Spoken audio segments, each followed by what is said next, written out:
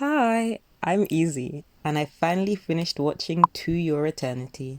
I initially spoke about it briefly in my spring 2021 anime review video, but now it is over, I wanted to give a fuller review of it.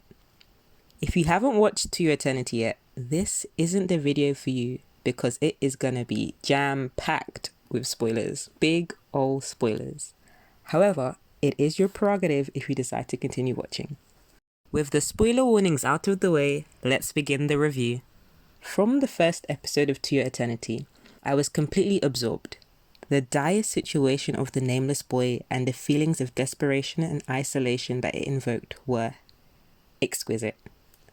I think a great story needs to be able to build a world well without spelling out exactly what is going on. And the first episode did this perfectly. Following the boy's death, I had so many questions about his past and the future of the orb.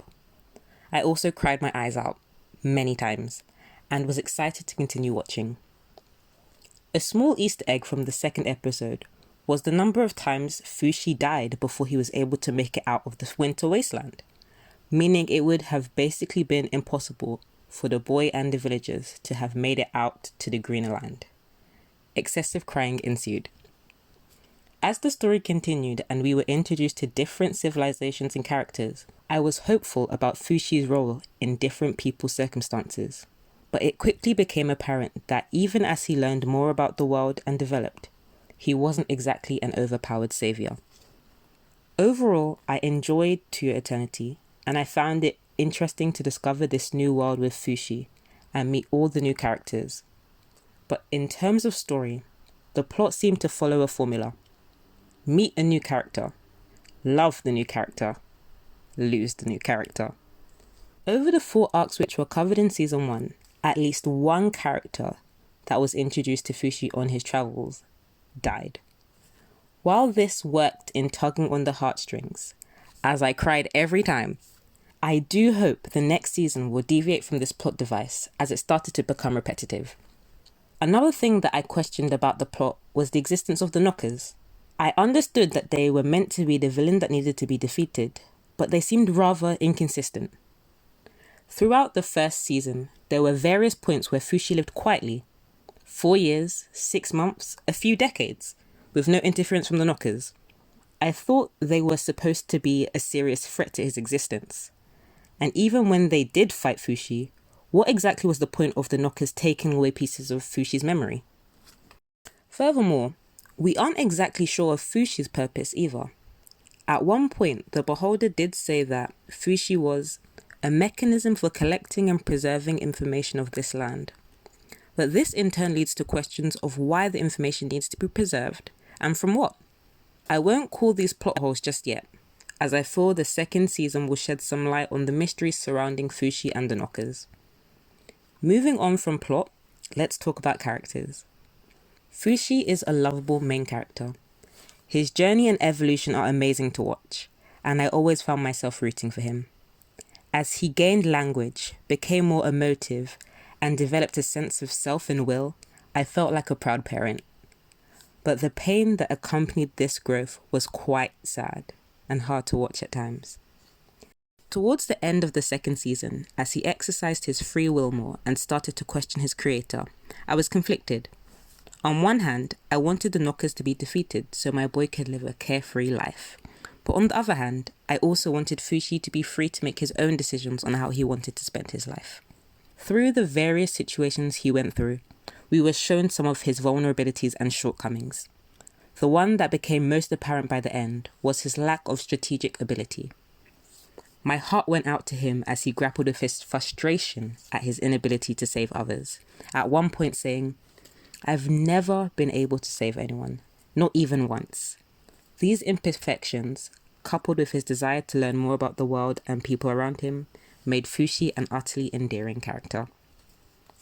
March was such a cute kid. Children are interesting in that they always say what is on their mind and try to do what they want to.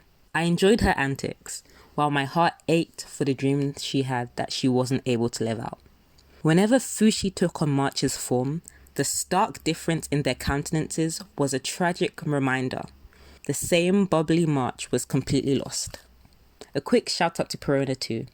Her love for March, as well as her interesting philosophy on life, made her a really likable character. And her words said so early on in the season came back towards the end to also influence Fushi's development. I think Gugu's story affected me the most of all the characters. So many different aspects of it were punches to the gut. He was an orphan. His own older brother ran off with everything they had. He had a disfiguring injury, and finally, the class disparity between him and Reen. He had nothing in the world, but his drive to keep living despite his circumstances shot him up the list to being my favourite character. Gugu's struggles versus Reen's did at times make me want to scream. Initially, I couldn't stand the poor little rich girl, but Gugu's ability to see past her ridiculousness and still like her softened my heart. The big reveal that he saved her in the past just before saving her again, shortly followed by his death, did make me cry. Every time I saw him in the opening, I would tear up a little, especially when I realized he had a face. All in all, Best Boy Award went to Gugu. Toneri and Ko had the least time to be developed as characters, and for that reason I wasn't as moved by the deaths of Upa, Uroi and Mia. Due to there being so many of them and not much time to explore their pasts, I don't have much else to say about the Jananda Island crew. But I can say I was able to appreciate Toneri's determination and her inquisitive mind. Hayase. I thought we'd seen the last of her after March died, but no. She came back to haunt us on Jananda Island, and will probably be back in season 2. 0 out of 10 points. Absolute worst character. The author of To Your Eternity, Yoshitoki Oima, stated that she started to write this story following the passing of her grandmother, and this influence is apparent through our very own Pure-Ran. Her brash, outspoken nature was a welcome presence throughout the series. Her guidance allowed Fushi to experience so much of the world, and she felt like an ever-present fixture in the story. That's why her comment, "How do I give meaning to what little time I have left in this life?" was an abrupt reminder that she was a woman well advanced in her years. After finally reuniting with Fushi once they had left Jananda Island, the deterioration of her health at the hands of dementia was incredibly painful to watch. But somehow, I enjoyed this more natural, less violent ending to a life also being shown. Outspoken to the last moment, Pure-Ran demanded the beholder make her something more useful to Fushi. So I look forward to seeing what the new orb which holds Pure-Ran's spirit will become. Although we didn't have much time between meeting characters, then moving on to new ones, this didn't stop me from growing attached to them. And generally, I think we got just enough of a glimpse at all of their backstories.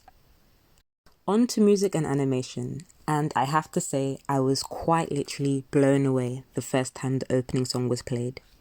Pink Blood by Hikaru Utada was a no-skips OP. It seemed to capture the hope and despair of To Eternity perfectly. I also really liked the original soundtrack composed by the late Ryo Kawasaki. A moment I was most aware of the OST was during the nameless boy and Joam's journey out of the village. In that moment, I thought the music perfectly captured the optimism and drama of the Odyssey. The animation of To Eternity was also great. The character design looked good and was also really fitting.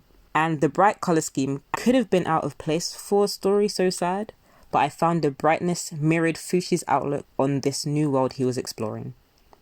Too long? Didn't watch? Then here are my final thoughts. Overall, I loved watching Fushi's journey into Eternity.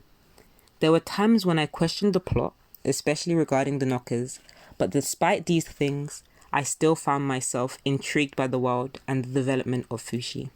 The aspects of philosophy incorporated into the story, while still providing excitement and adventure, was something I really liked about To Eternity. However, I wasn't exactly a fan of the continuous emotional assault we were subjected to. All in all though, I'm looking forward to the second season and continuation of Fushi's story. My final rating of To Eternity is an 8 out of 10. If you made it to the end of this video, I'm assuming you watched To Eternity. So tell me what you thought about it. Is my rating too high or not high enough? Are you going to be watching the second season, or have you maybe read the manga instead? Please let me know in the comments. Thank you for watching.